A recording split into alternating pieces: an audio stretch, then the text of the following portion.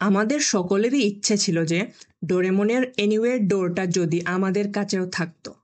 একটি দরজা খুলে মুহূর্তের মধ্যেই অ্যান্টার্কটিকা, নিউ ইয়র্ক, সুইজারল্যান্ড যে কোনো জায়গায় চলে যাওয়া যায় without any visa or passport.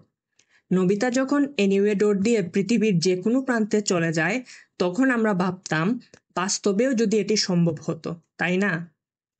Now here's what is interesting. Theoretically anyway ডোরের মতো একটি ডোর বাস্তবেও এক্সিস্ট করে, যার নাম হচ্ছে ওয়ার্ম হোল। এনিওয়ে ডোর দুটি জায়গার মধ্যবর্তী দূরত্ব শূন্যের কাছাকাছি নিয়ে আসে, যার ফলে এক মুহূর্তেই আমরা পৃথিবীর এক প্রান্ত থেকে অন্য প্রান্তে চলে যেতে পারবো। ওয়ার্ম হোলও একইভাবে মহাবিশ্বের যে কোনো দুটি জায়গা সরাসরি যুক্তকারী একটি টানেলের মতো কাজ করে। ওয়ার্ম হোলের এন্ট্রান্স পয়েন্ট যদি হয় পৃথিবীর পাশের একটি জায়গা, তাহলে এর এক্সিট পয়েন্ট মহাবিশ্বের যে কোনো স্থানে হতে পারে। কিন্তু দুটি স্থানের মধ্যবর্তী দূরত্ব শূন্য কিভাবে হয়? ধরে নাও একটি কাগজের ওপর দুটি বিন্দু এ ও বি, যাদের মধ্যবর্তী দূরত্ব 100 সেন্টিমিটার। এখন এ থেকে বিতে যেতে আমাদের 100 সেন্টিমিটার পথ অতিক্রম করতে হবে। এখন যদি আমরা এই কাগজটিকে ভাঁজ করে এ ও বিকে কাছাকাছি নিয়ে আসি, তারপর এদের মধ্যে একটি ছিদ্র তৈরি করি, তাহলে কিন্তু আমরা এই ছিদ্রপথে মুহূর্তের মধ্যেই এ থেকে বিতে চলে যেতে পারবো। From here to there. But it's too far, right? Mm-hmm.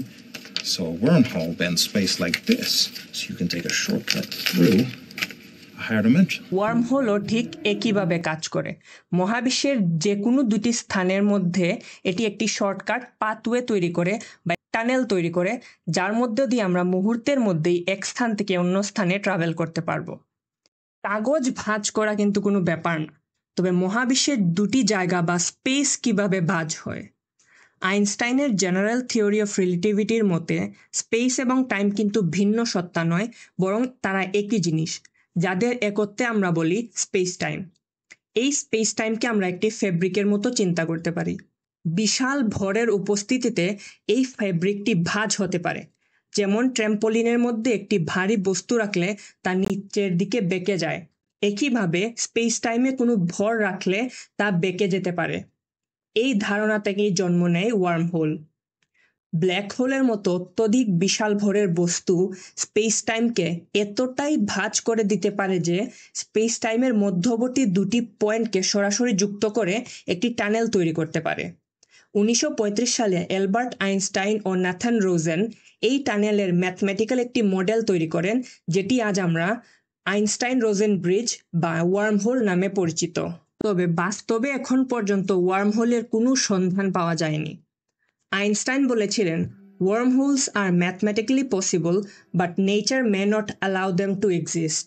এজন্য বাস্তবে এনিওয়ে ডোর বানানো আজও একটি ইউটোপিয়ান কল্পনা। কিন্তু সায়েন্স তো দিন দিন ইভলভ হয়। আজ যা সম্ভব নয়, কাল সেটা বাস্তব হতে পারে। Who knows? The future generation might walk through a real life anyway door one day.